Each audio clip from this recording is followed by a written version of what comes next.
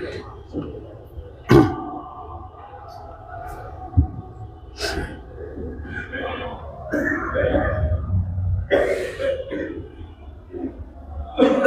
الحمد لله نحمده ونستعينه ونستغفره ونعوذ بالله من شرور أنفسنا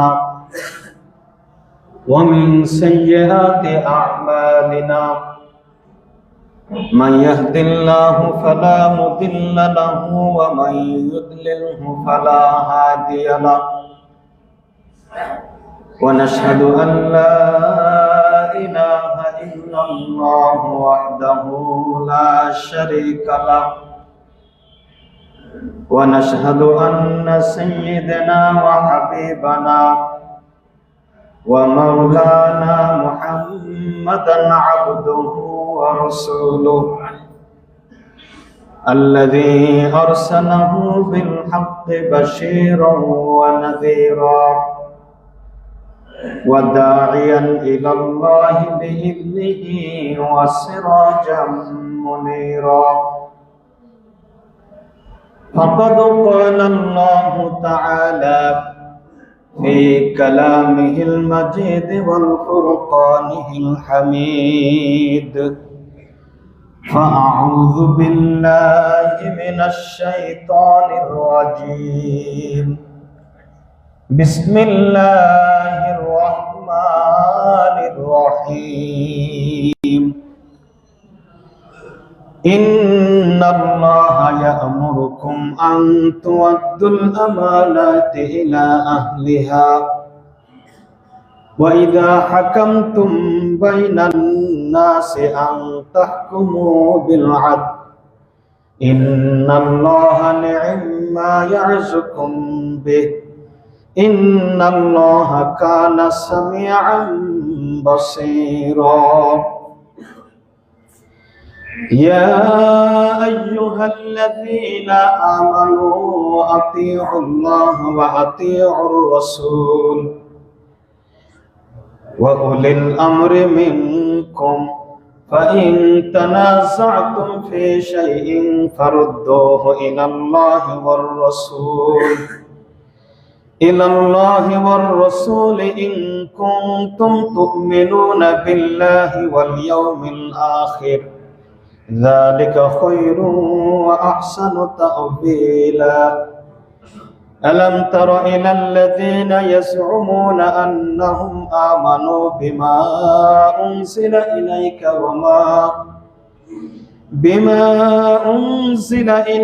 وما أنزل من قبل يريدون أن يتحاكموا إلى الطاغوت وقد أمروا أن يكفروا به ويريد الشيطان أن يضلهم ضلالا بعيدا آمنت بالله الحمد لله সম্মানিত হাজিরিন মহান আল্লাহ সুবহানাহু ওয়া তাআলার দরবারে কালেমাতুশ শুকর আদায় করি যে মহান মাহবুদের একান্ত মেহেরবানিতেই আমরা আজকে পবিত্র জুমার দিনে আল্লাহ তাআলা আমাদেরকে মসজিদে এসে মহাগ্রন্থ আল কোরআন থেকে কিছু তেলাওয়াত আমরা শোনার সুযোগ পেয়েছি যে আল্লাহ তাআলা আমাদেরকে তৌফিক দিয়েছেন আমরা কালিমাতুশ শুকর আদায় করি আলহামদুলিল্লাহ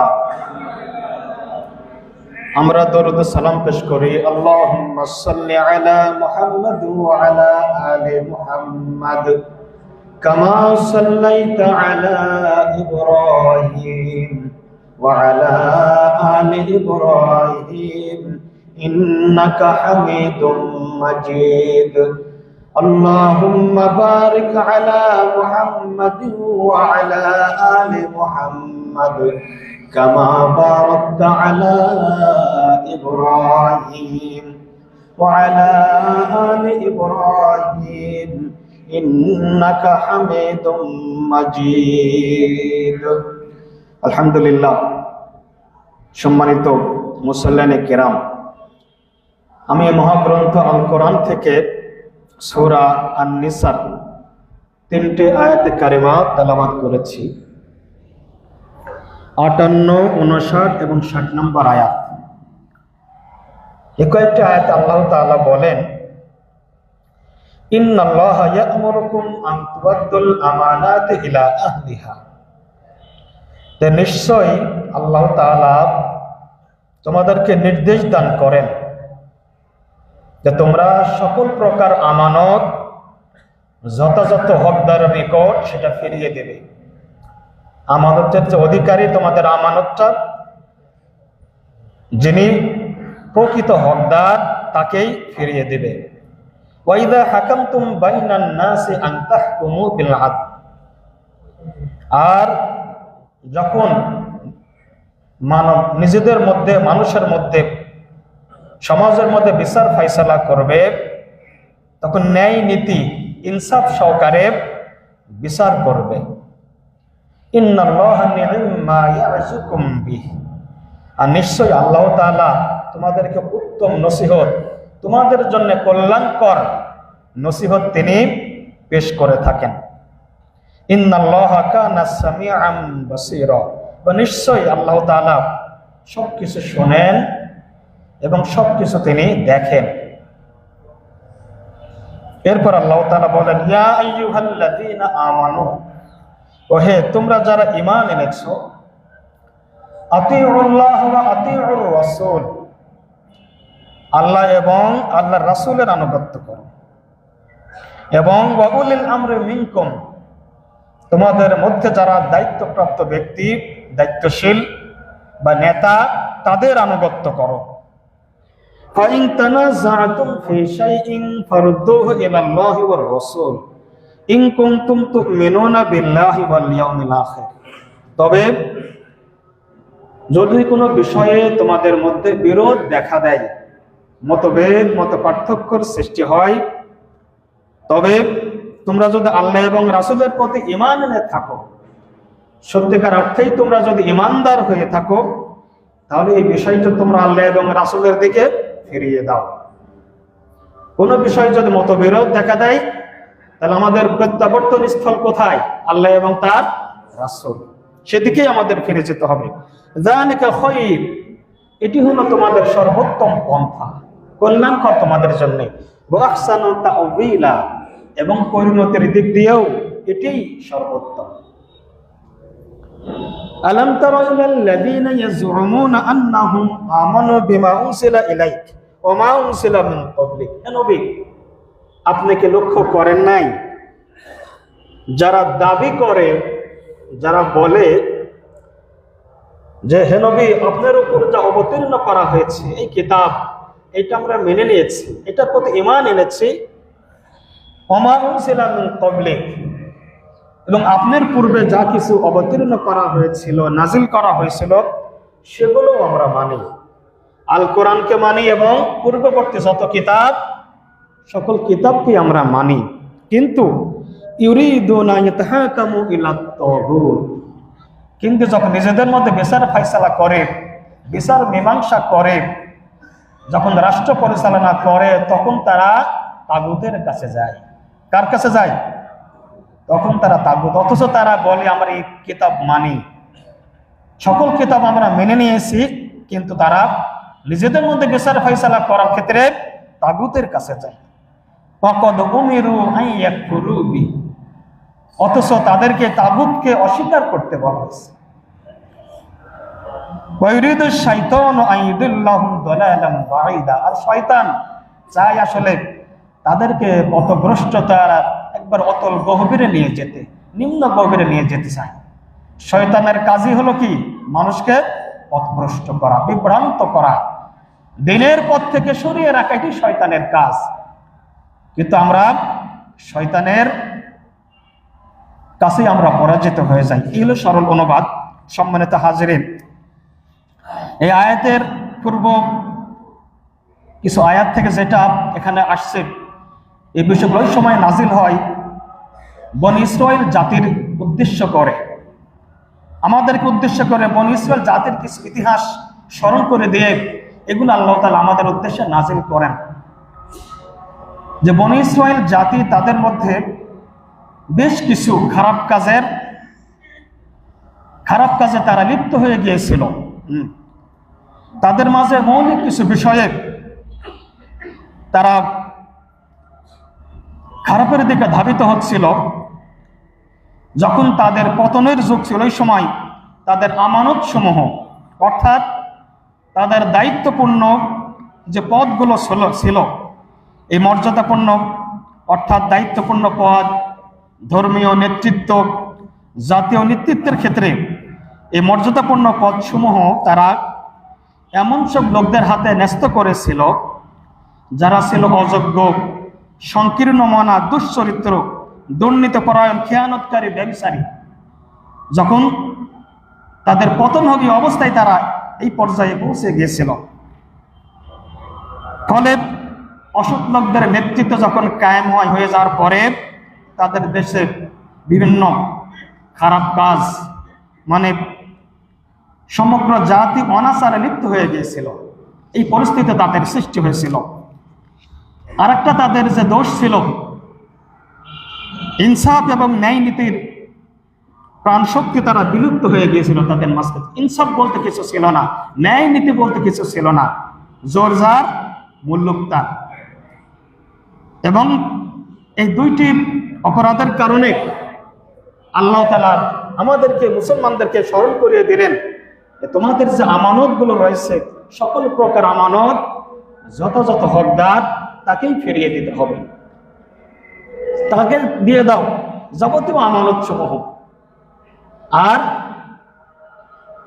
আল্লাহ তাআলা আদেশ করেছেন, আর তোমরা যখন নিজেদের মধ্যে বিচার ফাইসালা করবে তখন ন্যায় নীতি ইনসাফ সহকারে বিচার করবে। বাড়াবাড়ি, একজনের প্রতি অবিচার, কারো প্রতি জুলুম করবে না। আরো কিছু বিষয়ে বলা হয়েছে এখানে। তাদের সামনে ওই সময় বনী ইসরাইলের সামনে দুইটি পথ ছিল, দুইটি দল ছিল। একটি হলো মুহাম্মদ রাসূলুল্লাহ সাল্লাল্লাহু আলাইহি ওয়াসাল্লাম এবং তার উপর যারা ঈমান এনেছিলেন সাহাবায়ে কেরাম, তাদের পুত পবিত্র জীবন, তাদের ঈমানদারি তাদের সামনে ছিল, তাদের উত্তম জীবন চরিত্র ছিল তাদের সামনে। আর একটি দল ছিল তাদের সামনে, আহলে কিতাব যারা, তারা দেখতে অন্য একটা গ্রুপ ছিল। ওই সময় মক্কাতে আপনারা জানেন যারা মূর্তি পূজা করত, কন্যা সন্তানদেরকে কি করত? জীবন্ত কবর দিত। এরপরে আমানতের খেয়ানত করত, তারা মাল সমূহ জমা করত, গরিবদের প্রতি তারা ইহসান করত না। তারপরে দুর্নীতি করত, উলঙ্গ অবস্থায় কাবা শরীফের চারদিকে তওয়াফ করত। এরকম অসংখ্য খারাপ কাজে তারা জড়িত ছিল। কিন্তু এই সকল আহলে কিতাবরা, তাদের প্রতি তাদের কিতাব ছিল, এতে কিতাবের জ্ঞান থাকা সত্ত্বেও তারা কিন্তু মুহাম্মদ সাল্লাল্লাহু আলাইহি সাল্লামকে তারা মেনে নিত না।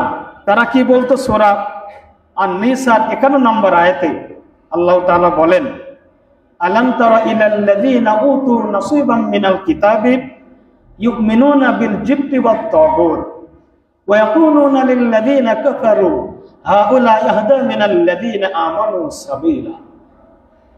এটা মূলত আপনার খন্দকের যুদ্ধের আগে এই আয়াতগুলো নাযিল হয়, যখন এই সকল ইহুদিরা, আহলে কিতাবরা মুশরিকদের কাছে যে বলতো, আল্লাহ তাআলা বলেন, আলাম তারা ইলাল্লাযীনা উতু নাসীবাম মিনাল কিতাব, হে নবী আপনি কি লক্ষ্য করেন নাই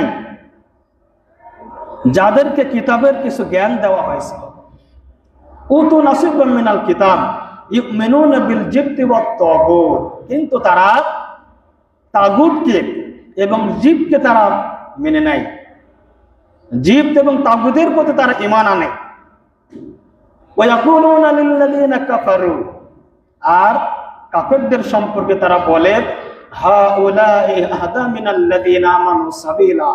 কাফেরদের সম্পর্কে ওই সকল আহলে কিতাবরা বলতো যারা ঈমান এনেছে, ঈমানদার, এদের চাইতে ওই কাফেররাই কি ভালো। নাউজুবিল্লাহ, চিন্তা করেন।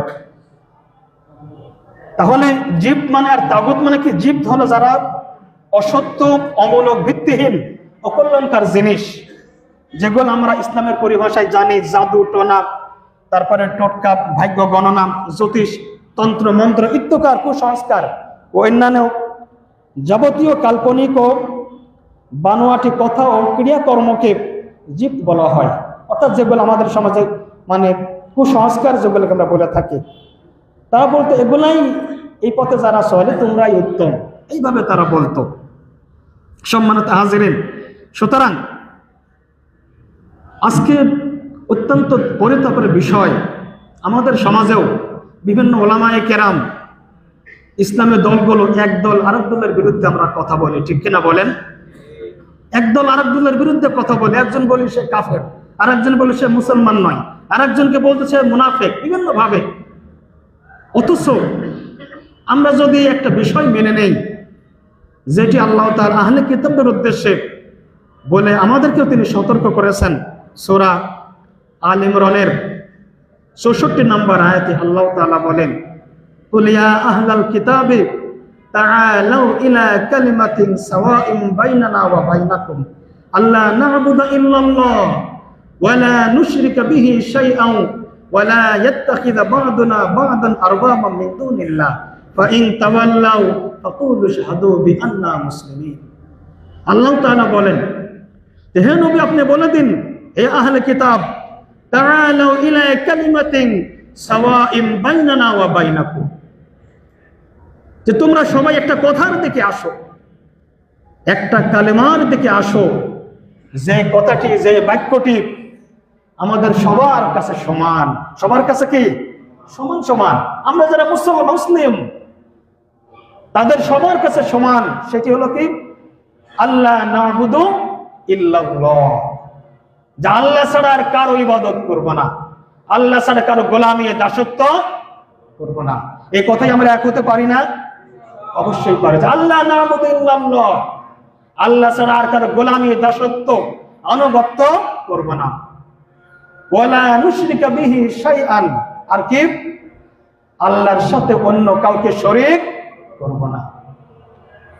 ওয়ালা ইয়াত্তাখিযা বা'দুনা বা'দান আরবাবাম মিন দুনিল্লাহ, আর আল্লাহ ছাড়া অন্য কাউকে একে অপরকে রব হিসাবে গ্রহণ করব না। চিন্তা করেন, আল্লাহ ছাড়া অন্য কাউকে রব হিসাবে গ্রহণ করব না। এই কয়েকটি কথা তারা যদি মেনে নেয়, কিন্তু ফাইন তাওয়াল্লাউ, এগুলা যদি তারা মেনে না নেয়, এর থেকে যদি মুখ ফিরিয়ে নেয়, ফাকুলু শাহাদু বিআন্না মুসলিমুন, হে নবী তুমি তাদেরকে বলে দাও, তোমরা সাক্ষী থাকো আমরা মুসলিম। আমরা কি? মুসলিম। তাহলে কয়টি কথা? এই কয়েকটি বিষয় যদি কারোর মধ্যে থাকে, যে আল্লাহ ছাড়া অন্য কাউকে কারো আনুগত্য দাসত্ব করবে না, আর কি? আল্লাহর সাথে অন্য কাউকে শরীক করবে না, শিরিক করবে না আল্লাহর সাথে। শিরিকটা কি?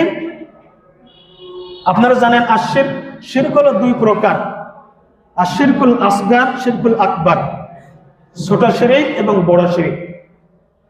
তো ছোট শিরিক বলা হয় যেগুলো আমরা সচরাচর কিছু কাজ করে থাকি, যেমন লোক দেখানোর জন্য ইবাদত করা, অন্যকে দেখানোর জন্য কি করা? ইবাদত বন্দেগী করা, এগুলো একটা ছোট শিরিক। আর বড় শিরিক হলো 4 প্রকার শিরিক করা। একটা হলো আল্লাহর জাত এবং সত্তার সাথে অন্য কাউকে শরীক করা, যে কি আল্লাহ ছাড়া কি ইবাদত করার যোগ্য আর কেউ? আল্লাহই একমাত্র প্রভু, তিনি সৃষ্টিকর্তা, তার কোনো শরীক নাই, তার কোনো সন্তানাদি নাই, এগুলো বিশ্বাস করা। অনেকে বলে আল্লাহর পুত্র আছে, তাই না? আল্লাহর কন্যা আছে, যেগুলো ইহুদি খ্রিস্টানরা বলে থাকে। তাহলে জাত সত্তায় অন্য কাউকে শরীক করা যাবে না। 2 নম্বর সিফাত, গুণাবলীতে, আল্লাহর গুণাবলীতে শিরক করা বৈশিষ্ট্য। যেমন কোন অধিকার আছে, যে অধিকার আল্লাহ, যেমন গায়েবের খবর একমাত্র কে জানেন? আল্লাহ জানেন, এই অধিকার একমাত্র আল্লাহ। এখন আমরা যদি মনে করি মানুষ সত্য মানে গায়েবের খবর বিশ্বাস রাখেন, মানুষও জানেন, অমুক জানেন, এটা আল্লাহর সাথে শরীক করা হবে। তার কারণ গায়েবের খবর আল্লাহর রাসূলও কি জানতেন? জানতেন। আল্লাহ তাআলা সূরা আরাফে আল্লাহ নবীকে বলেন যে কুল লাউ কুনতুম আ'লামুল গায়বা লাস্তাকসারতুম মিনাল খায়রি ওয়ালা মাসসানিয়াস সূ। যে কুল লাউ কুনতু আ'লামুল গায়ব, হে নবী আপনি বলে দিন যে আমি যদি গায়েবের খবর জানতাম তাহলে কোনো কল্যাণকর জিনিস ছাড়া কোন অকল্যাণকর আমাকে স্পর্শ করতে পারতো না। তাহলে গায়েবের খবর একমাত্র কে জানেন? তাহলে এটা বিশ্বাস রাখা। রিজিক দাতা একমাত্র কে? আল্লাহ। তাহলে বিভিন্ন বৈশিষ্ট্য, গুণ বৈশিষ্ট্য যদি আল্লাহর, এটা আল্লাহ ছাড়া অন্য কাউকে যদি আপনি বিশ্বাস করেন, এটা আশিরকু ফিজ জাত বলা হয়। তার সিফাত, শিরকু ফিজ সিফাত, তার গুণাবলীতে শিরক করা।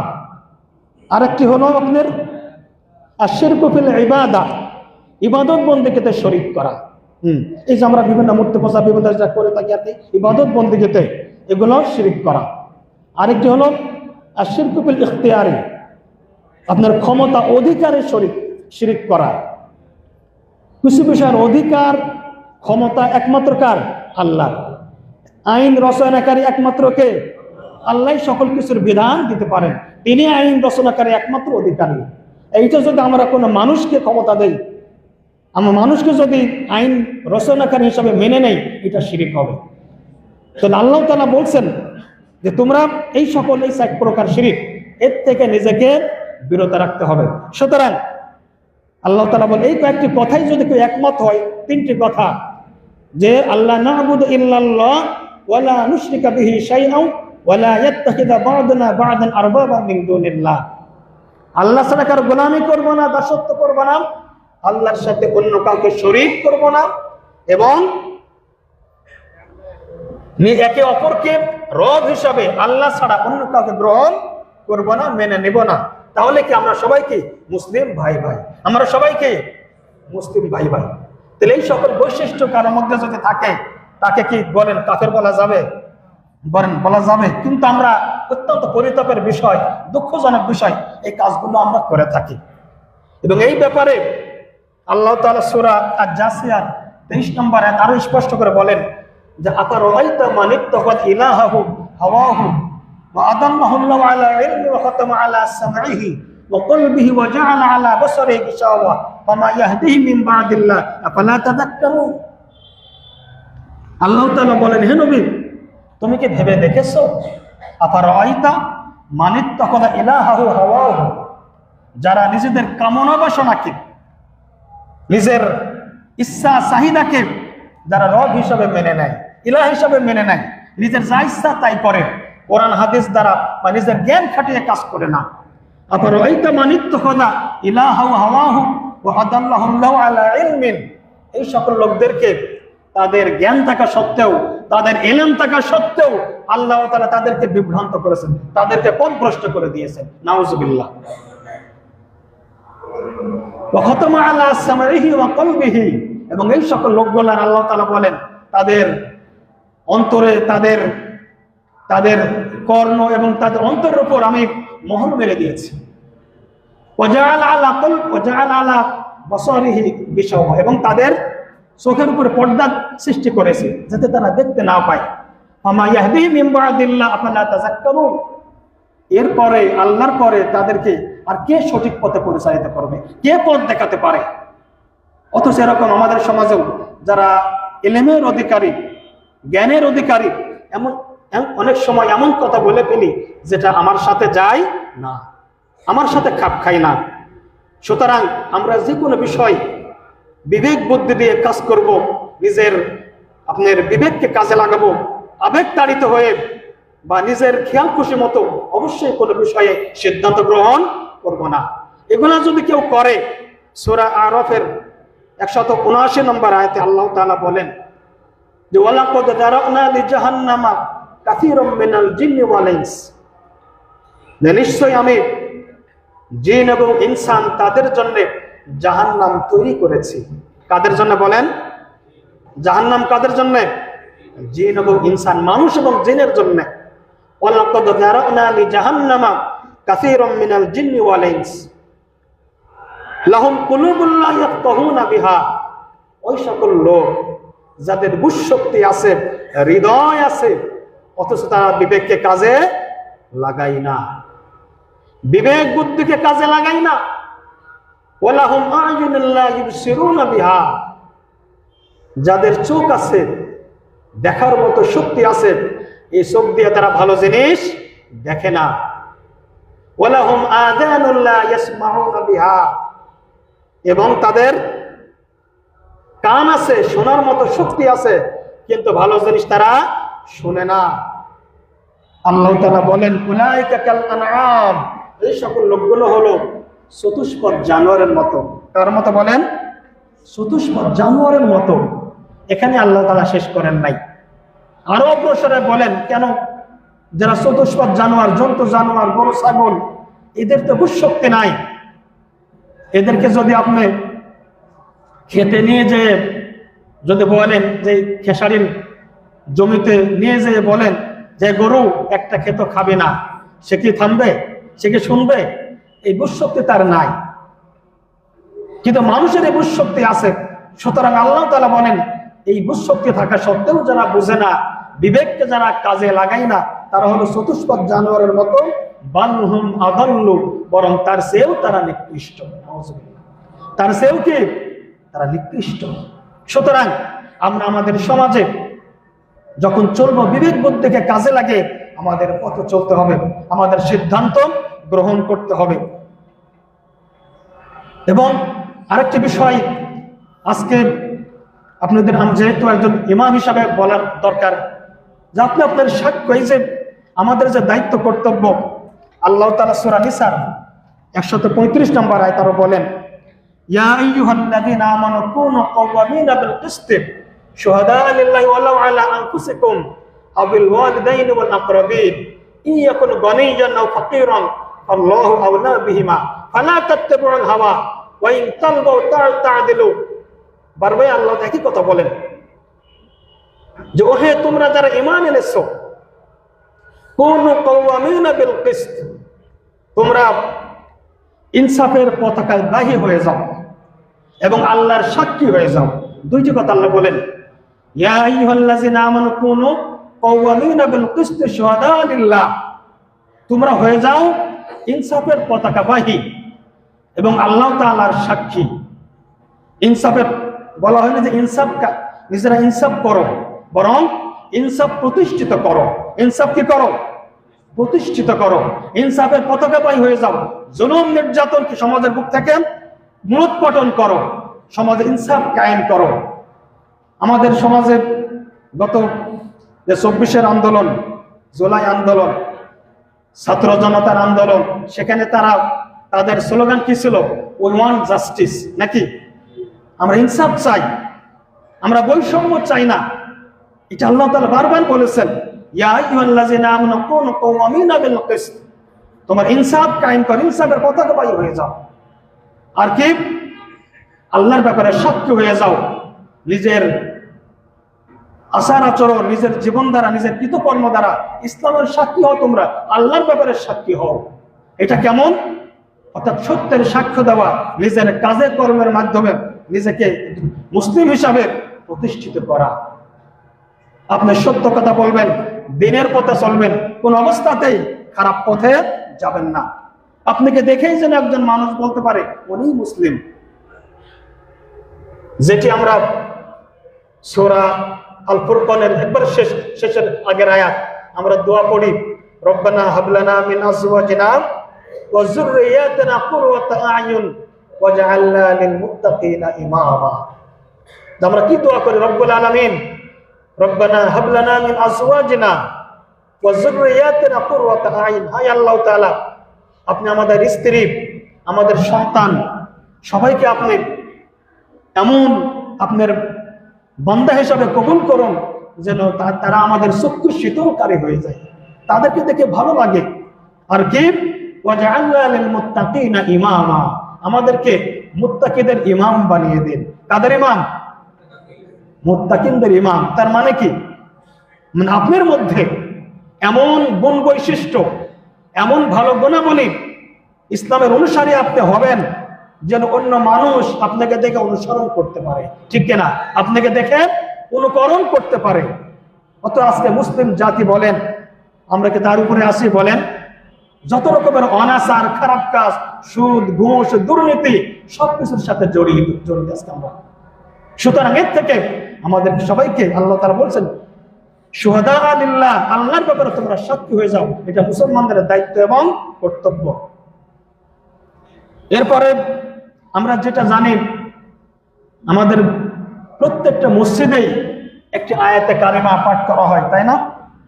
সানে খুতবায় আমরা সবাই জানি, অনেকের মুখস্থ হয়ে গেছে যে আল্লাহ তাআলা বলেন, ইন্নাল্লাহা ইয়া'মুরু বিল আদলি ওয়াল ইহসান ওয়া ইতা'i যিল কুরবা ওয়া ইয়ানহা আনিল ফাহশা'i ওয়াল মুনকারি ওয়াল বাগই ইয়া'যুকুম লা'আল্লাকুম তাযাক্কারুন। এটা পাঠ হয় কিনা বলেন? এমন কোন মসজিদ নাই যেখানে তেলাওয়াত হয় না। প্রায় ম্যাক্সিমাম মসজিদেই আয়াতটা তেলাওয়াত করে খুতবার শেষে, এবং আয়াতটা তেলাওয়াত করলেই মুসল্লিরা কি দাঁড়াতে শুরু করে নাকি, যে খুতবা এখন শেষের দিক। আল্লাহ তাআলা বলেন, ইন্নাল্লাহা ইয়া'মুরু বিল আদলি ওয়াল ইহসান। আল্লাহ তাআলা তোমাদেরকে নির্দেশ দিয়েছেন। কি দিয়েছেন বলেন? নির্দেশ, আদেশ নয়, মানে অনুরোধ নয়। ইন্নাল্লাহা ইয়া'মুরু বিল আদলি ওয়াল ইহসান, ন্যায় নীতি অবলম্বন করতে, পরোপকারী হতে এবং আত্মীয় স্বজনকে দান করার তিনি নির্দেশ দিয়েছেন। তিনটি আদেশ করেছেন এখানে। একটা হলো কি? ন্যায় নীতি, সবসময় ন্যায় নীতি অবলম্বন করবে। ওয়াল ইহসান, ইহসান করবে, পরোপকারী হবে। আর একটা কি? ওয়া ইতা'i যিল কুরবা, নিকটতম আত্মীয়দেরকে দান করবে।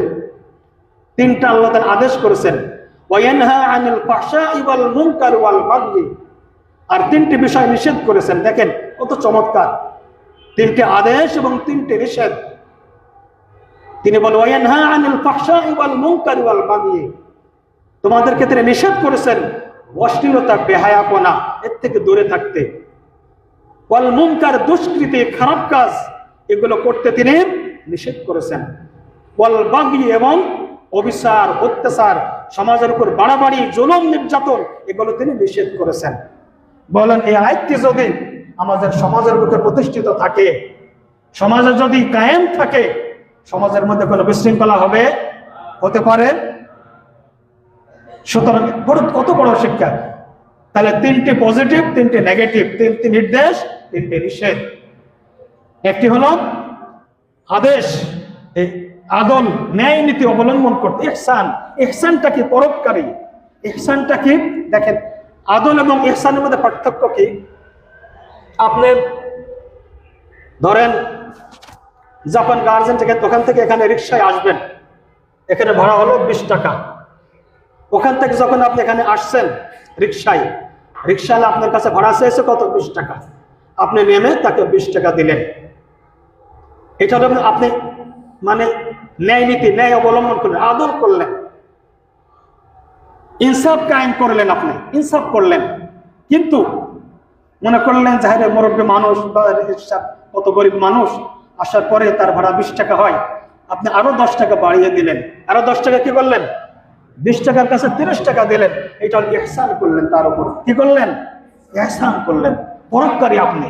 কত সুন্দর নির্দেশ আল্লাহ। তা তোমরা ইহসান অবলম্বন করো। আর জুলুমটা কি? রিকশাওয়ালা যদি এখান থেকে আপনি তার ভাড়া 20 টাকা, আপনি দিলেন কত? 10 টাকা। তাহলে কি হলো? তার উপর জুলুম করা হয়। অথবা সে যদি জোর করে আপনার কাছে 30 টাকা নাই, এটা কি হবে? জুলুম হবে। সুতরাং আল্লাহ তাআলা এই সকল বাড়াবাড়ি, এর থেকে তোমাদেরকে তিনি নিষেধ করেছেন। সুতরাং এটা যদি আমরা সমাজের উপর কায়েম করতে চাই, সমাজের বুকে, তাহলে আমাদের কি কি করণীয়? আমাদের প্রথমে একজন ভালো দেশের সৎ নেতৃত্ব প্রতিষ্ঠিত করতে হবে। কি করতে হবে বলেন? সৎ নেতৃত্ব। এটা কায়েম, তার কারণ সৎ নেতৃত্ব খুবই গুরুত্বপূর্ণ আমাদের সমাজের জন্য। দেখেন একটা ট্রেন চলে না, ট্রেনে ইঞ্জিন কয়টা থাকে? ইঞ্জিন একটা থাকে। আর পেছনে বগি কয়টা থাকে? অনেকগুলো। এখন আপনি যা ট্রেনে চড়ছেন, যে ইঞ্জিন আছে সামনে, যাবে হলো রাজশাহী, এখন আপনার যাওয়া দরকার চিটাগাং। এখন আপনি যে যদি রাজশাহীর যে ট্রেন, ওই ট্রেনে যদি চড়েন, বগিতে পিছনের বগিতে যদি চড়েন, তাহলে ইনজিল আপনাকে কোথায় নিয়ে যাবে? রাজশাহী নিয়ে যাবে। তা আপনি যেতে চান চিটাগাং, কিন্তু যেতে পারবেন? তার ইনজিল যেদিকে যায় পিছনের বগিগুলা কি সেদিকেই যাবে। এটা খুবই গুরুত্বপূর্ণ। এই ক্ষেত্রে সৎ নেতৃত্ব হওয়ার ক্ষেত্রে আমাদের প্রথমেই যে বিষয়টি দরকার সেটি হলো খোদাভীত তাকওয়াবান একজন আপনার নেতৃত্ব, তাকওয়াবান খোদাভীত নেতৃত্ব। এটা যদি কায়েম হয়, তার কারণ কি জানেন? পৃথিবীর বুকে যোগ্য যত যাই হোক না কেন, প্রথমেই একজন দরকার ভালো মানুষ হওয়া। একজন কি দরকার? ভালো মানুষ হওয়া। ভালো মানুষ যদি হয়, আপনি যেখানে যাবে সে ভালো কাজ করবে। আর খারাপ যদি হয়, এই যে যারা দুর্নীতি করে, যারা সুদ ঘুষ খায়, এরা কি অযোগ্য? যোগ্য কিন্তু অসৎ। এগুলা কি বলেন? অসৎ। সুতরাং অসৎ লোকদের থেকে আমাদেরকে, সৎ লোকদেরকে আমাদের রাষ্ট্র ক্ষমতায় যদি বসায়, তাহলে তো তারা কোথায় নিয়ে যাবে? ভালোর দিকে নিয়ে যাবে। আর যদি ভালোর দিকে নিয়ে যায়, কেউ যদি আল্লাহকে ভয় করে, খোদাভীতি এরকম ব্যক্তি যদি হয়, আল্লাহর পক্ষ থেকে আপনার দেশে কি হবে? বরকত আল্লাহ তাআলা বরকত দ্বারা পরিপূর্ণ করে দিবেন। সূরা আল আরাফের 96 নম্বর আয়াত আল্লাহ তাআলা বলেন, ওয়ালাউ আন্না আহলাল কুরা আমানু ওয়াত্তাকু লাফাতাহনা আলাইহিম বারাকাতিম মিনাস সামাই ওয়াল আরদ ওয়ালাকিন কাযযাবু ফাআখাযনাহুম বিমা কানু ইয়াকসিবুন। আল্লাহ তাআলা বলেন, ওয়ালাউ আন্না আহলাল কুরা আমানু ওয়াত্তাকু, যদি এই জনপদের অধিবাসীরা, গ্রামবাসীরা, এই দেশের মানুষগুলো যদি ঈমান আনতো এবং তাকওয়া অবলম্বনকারী হতো, যদি তারা খোদাভীতি অর্জন করত, তাহলে আমি আসমান এবং জমিনের যত বরকত আছে সবকিছু দ্বারা পরিপূর্ণ করে দিতাম। সুবহানাল্লাহ। তা আল্লাহ যদি বরকত দেয়, আর কোনো কিছুর প্রয়োজন হয় বলেন? তাহলে কাজ কয়টা? দুইটা। একটা হলো ঈমান, আর একটা কি? তাকওয়া, খোদাভীতি। কিছুদিন পরে রমজান মাস আসতেছে, তাই না? আমরা রোজা পালন করব। রোজার মূল উদ্দেশ্য কি? তাকওয়াবান মানুষ তৈরি করা, ঠিক না? মুত্তাকি মানুষ তৈরি করা। সুতরাং এরকম মুত্তাকি মানুষ আর নীতি নৈতিকতা যদি সম্পন্ন মানুষ যদি না হয়, তাহলে আপনি যতই চেষ্টা করেন, আসলেই সব কাজ আইন দ্বারা কি করা যায় না। আইন দ্বারা সবকিছু সংশোধন করা যায় না, যদি না আল্লাহর ভয় মনের মধ্যে না থাকে। আমরা জানি হযরত ওমর ইবনুল খাত্তাব রাদিয়াল্লাহু আনহুর সময়ের কথা, যে একদিন এক মা এবং এক মেয়ে তারা দুধ বিক্রি করবে, তাই না? এখন মা বলে, দুধ তো আছে আমাদের, দুধের সাথে একটু পানি মিশাই। কি করি? দুধের সাথে একটু পানি মিশিয়ে দিই, তাহলে বেশি হবে। কিন্তু মেয়েটি তখন বলতেছে কি, না মা, এই কাজটা করা যাবে না। বলছে কেন? এখানে তো কোনো লোকজন নাই, কেউ তো দেখবে না। মা বলে, এখানে তো কেউ নাই। মেয়ে কয়, না, কেউ না থাকলে একজন তো কি, একজন তো আছে, আল্লাহ তাআলাকেও দেখছেন। এই যে ভয়, এই আপনার তাকওয়াই হলো আপনাকে অন্যায় কাজ থেকে ফিরিয়ে রাখতে পারে। এছাড়া অন্য কোনো শক্তি আপনাকে ফিরিয়ে রাখার সুযোগ নাই। এই জন্য আমাদের এটা চেষ্টা করতে হবে। এরপরে যোগ্য এবং যথাযথ জ্ঞান থাকা, আপনাকে আমানতদারি হওয়া। হযরতে ইউসুফ আলাইহিস সালাম আল্লাহর কাছে যখন অর্থনৈতিক ব্যবস্থা চেয়েছিলেন, অর্থনীতির দায়িত্ব তিনি চেয়েছিলেন, তিনি বলেছিলেন কি, ক্বালা জাআলনি আলা খাযাইনিল আরদি ইন্নী হাফিজুন আলীম। ক্বালা জাআলনি আলা খাযাইনিল আরদি ইন্নী হাফিজুন আলীম। যে নিশ্চয়ই হায় আল্লাহ তাআলা, আমাকে এই যে ক্ষমতা দান করুন, আমি কি পৃথিবীর রক্ষণাবেক্ষণ পূর্ণ হেফাজতকারী আমি, এবং আমি সব বিষয়ে জানি, জ্ঞান রাখি, গুরুত্বপূর্ণ বিষয়। হাফিজুন আলীম, আমি সংরক্ষণকারী, আমি রক্ষাকারী, এবং কি বিষয়গুলো সম্পর্কে অবগত। সুতরাং যারা যোগ্য ব্যক্তি তাদের হাতেই কি ক্ষমতা দেওয়া। আবার যারা অযোগ্য, যারা আমানতের খেয়ানতকারী, তাদের হাতে যদি দেওয়া হয় তাহলে কি অবস্থা হবে? এই ব্যাপারে সহিহ বুখারী শরীফের একটি হাদিস, এখানে হযরতে আবু যার গিফারী রাদিয়াল্লাহু তাআলা আনহু বর্ণনা করেন। তিনি বলেন, একদিন আমরা মজলিসে বসে আছি, বসে থাকার পরে আল্লাহর রাসূল আমাদের উদ্দেশ্যে তিনি হাদিস বর্ণনা করতেছেন, নসিহত করতেছেন। এই অবস্থায় একজন বেদুইন লোক সে দূর থেকে আসলো। আসার পরে সে আল্লাহ রাসূলকে জিজ্ঞেস করলেন, ইয়া রাসূলুল্লাহ, কিয়ামত কবে হবে? কিয়ামতের আলামত কি? কিন্তু তিনি বলার পরে আল্লাহ রাসূল তিনি তার বক্তব্য চালিয়েই যাচ্ছেন, নসিহত করেই যাচ্ছেন। তখন সাহাবায়ে কেরাম বললেন, ওই লোকটির কথা হয়তো আল্লাহ রাসূল মনে হয় শুনতে পান নাই, অথবা তার কথায় রাসূল বিরক্ত প্রকাশ করেছেন। রাসূল চুপ থাকলেন, রাসূল বক্তব্য দিয়েই যাচ্ছেন। তারপরে যখন রাসূলের বক্তব্য শেষ হলো, শেষ করার পর আল্লাহ রাসূল বললেন যে কিয়ামত সম্পর্কে জিজ্ঞাসা করা সেই ব্যক্তির কোথায়? তিনি বললেন, ইয়া রাসূলুল্লাহ, আমি। তখন আল্লাহ রাসূল বললেন যে তুমি বলে কিয়ামত কবে হবে আমাকে বলে দিন।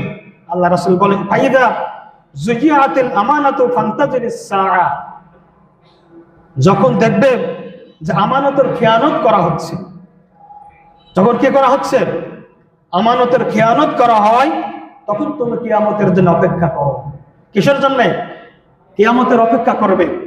ক্বালা কাইফা ইজাতুহা, আল্লাহ রাসূলকে ওই সাহাবী বলেন, বেদুইন বললেন, ইয়া রাসূলুল্লাহ, আমানতের খেয়ানত কিভাবে বুঝবো, কিভাবে করা হচ্ছে?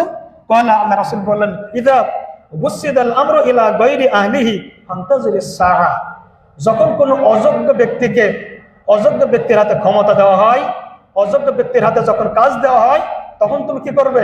কিয়ামতের জন্য অপেক্ষা করো। তার মানে কি? যোগ্য ব্যক্তির হাতে ক্ষমতা দিতে হবে। এরপরে যারা পরামর্শের আলোকে কাজ করবে, একটা রাষ্ট্র পরিচালনা করতে হলে কেউ যদি নিজের ইচ্ছা মতো, খেয়াল খুশি মতো রাষ্ট্র পরিচালনা করে, এটি কি অবশ্যই রাষ্ট্র কল্যাণ হবে না, অকল্যাণ হবে। বরং আল্লাহ তাআলা বলেন সূরা শুরা, ওয়া আমরুহুম শুরা বাইনাহুম ওয়া মিম্মা রাযাকনাহুম ইনফাকুন, যে যারা এমন কিছু ব্যক্তিকে দিতে হবে যারা পরস্পর পরামর্শের ভিত্তিতে কাজ করবে। পরস্পর কি করবে? পরামর্শের ভিত্তিতে কাজ করবে।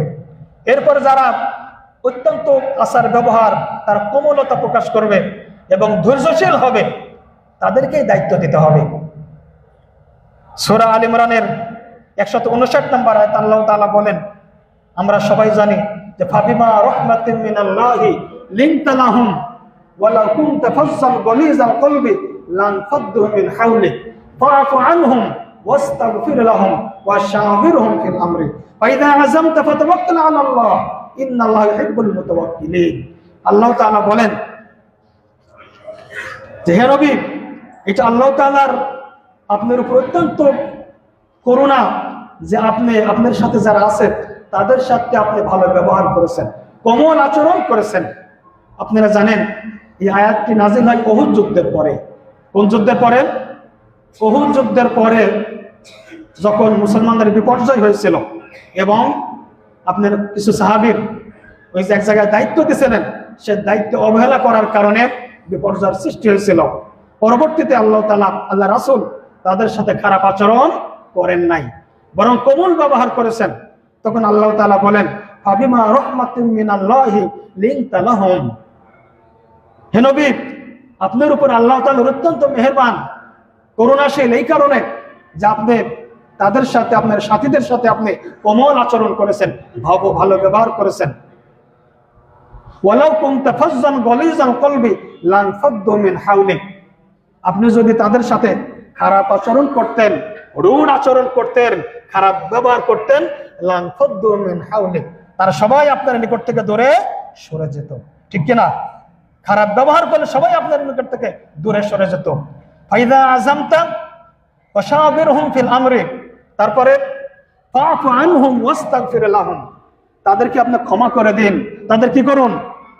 তাদের ক্ষমা করে দিন এবং তাদের জন্য মাগফিরাত কামনা করুন আল্লাহর কাছে। ফাআফু আনহুম ওয়াস্তাগফির লাহুম ওয়াশাবিরহুম ফিল আমরি, এবং কাজে কর্মে তাদের সাথেই পরামর্শ করে কাজ করুন। কাদের সাথে?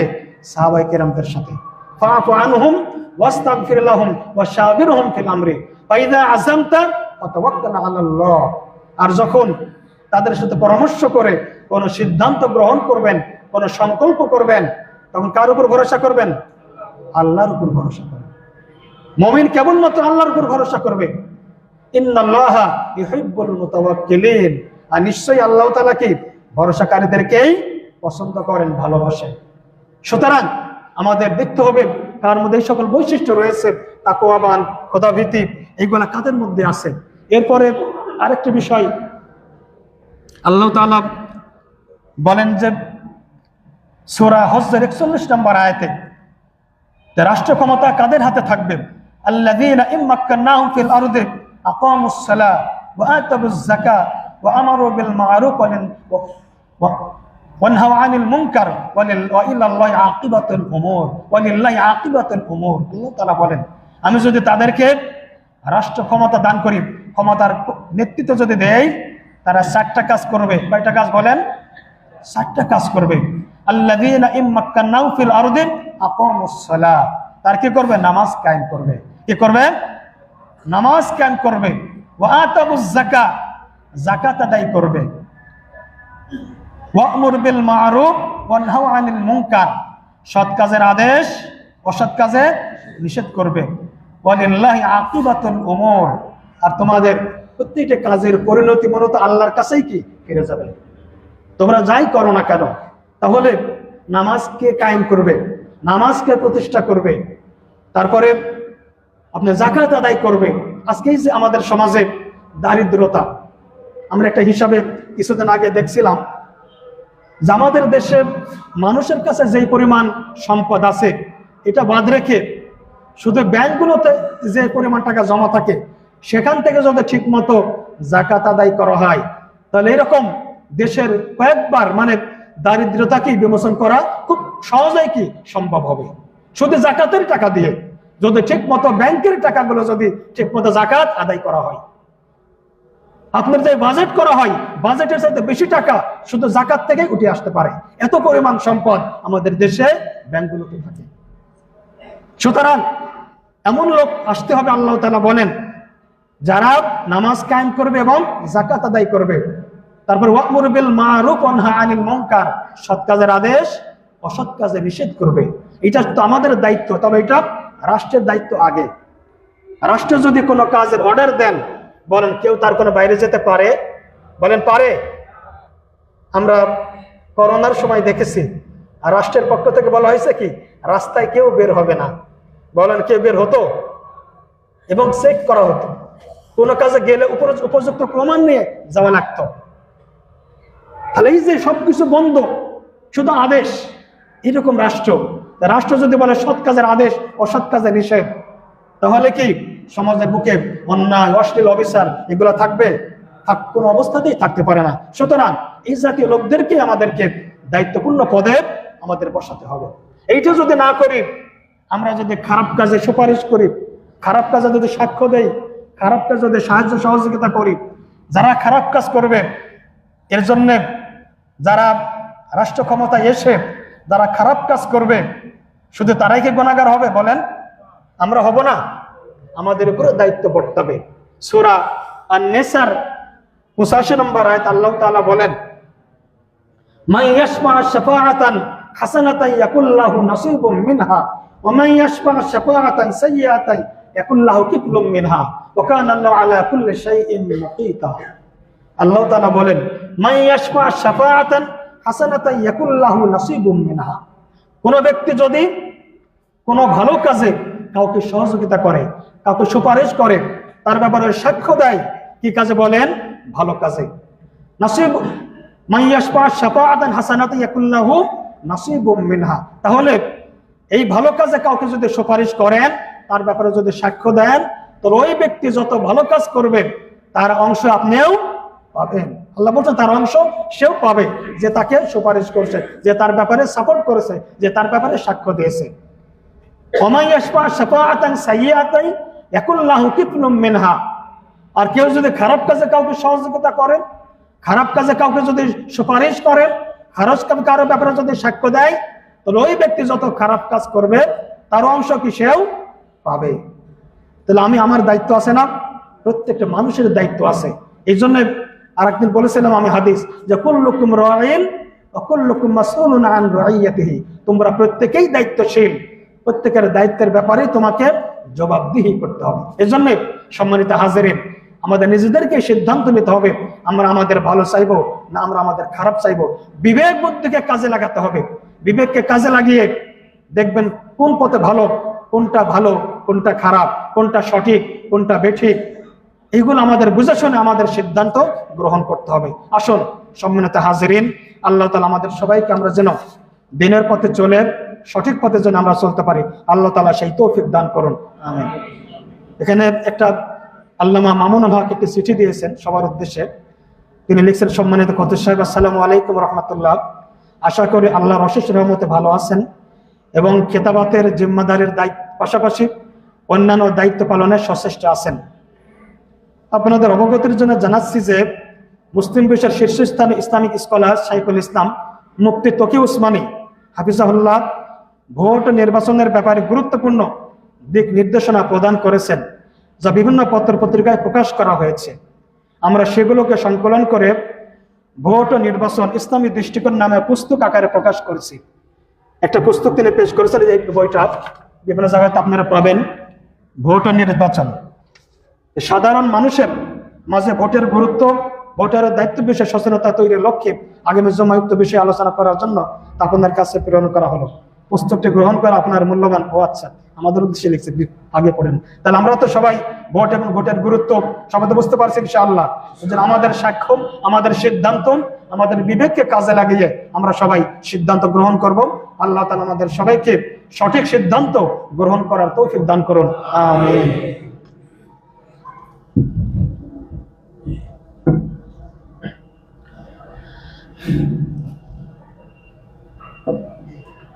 ইন্নাল হামদালিল্লাহ নাহমাদুহু ওয়া নাস্তাঈনুহু ওয়া নাস্তাগফিরুহ ওয়া নাউযু বিল্লাহি মিন শুরুরি আনফুসিনা ওয়া মিন সাইয়্যাতি আ'মালিনা মান ইয়াহদিল্লাহু ফালা মুদিল্লা লাহু ওয়া মান ইউদ্লিল ফালা হাদিয়া লাহু ওয়া নাশহাদু আন লা ইলাহা ইল্লাল্লাহু ওয়াহদাহু লা শারীকা লাহু ওয়া আশহাদু আন্না মুহাম্মাদান আবদুহু ওয়া রাসূলুহু أرسله بالحق بشيرا ونذيرا بين يدي الساعة من يطع الله ورسوله فقد رشد ومن يعصهما فإنه لا يضر إلا نفسه ولا يضر الله شيئا أعوذ بالله من الشيطان الرجيم إن الله وملائكته يصلون على النبي يا أيها الذين آمنوا صلوا عليه وسلموا تسليما اللهم صل على محمد عبدك ورسولك وصل على المؤمنين والمؤمنات والمسلمين والمسلمات وبارك على محمد وأزواجه وذريته قال النبي صلى الله عليه وسلم أرحم أمتي بأمتي أبو بكر وأشدهم في أمر الله عمر وأصدقهم حياء عثمان وأقضاهم علي وفاطمة سيدة نساء أهل الجنة والحسن والحسين السيدة شباب أهل الجنة وحمزة أسد الأسد رسولي رضوان الله تعالى عليهم أجمعين اللهم اغفر للعباس وولده مغفرة ظاهرة وباطنة لا تغادر ذنبا الله في أصحابي لا تتخذوهم غرضا من بعدي فمن أحبهم فبحبي أحبهم ومن أبغضهم فببغضي أبغضهم وخير أمة قرني ثم الذين يلونهم ثم الذين يلونهم ربنا اغفر لنا ولإخواننا الذين سبقونا بالإيمان ولا تجعل في قلوبنا غلا للذين آمنوا ربنا إنك رؤوف رحيم اللهم أفرج علينا صبرا وثبت أقدامنا وانصرنا على القوم الكافرين وانصرنا على القوم الظالمين وانصرنا على القوم المفسدين وانصرنا على القوم المشركين وانصرنا على القوم الهنود والشياطين اللهم أعز الإسلام والمسلمين واخذل الكفرة والمبتدعة والمشركين اللهم انصر من نصر دين محمد صلى الله عليه وسلم واجعلنا منهم اللهم اخذل من خذل دين محمد صلى الله عليه وسلم ولا تجعلنا منهم عباد الله رحمكم الله إن الله يأمر بالعدل والإحسان وإيتاء ذي القربى وينهى عن الفحشاء والمنكر والبغي يعظكم لعلكم تذكرون فاذكروني أذكركم واشكروا لي ولا تكفرون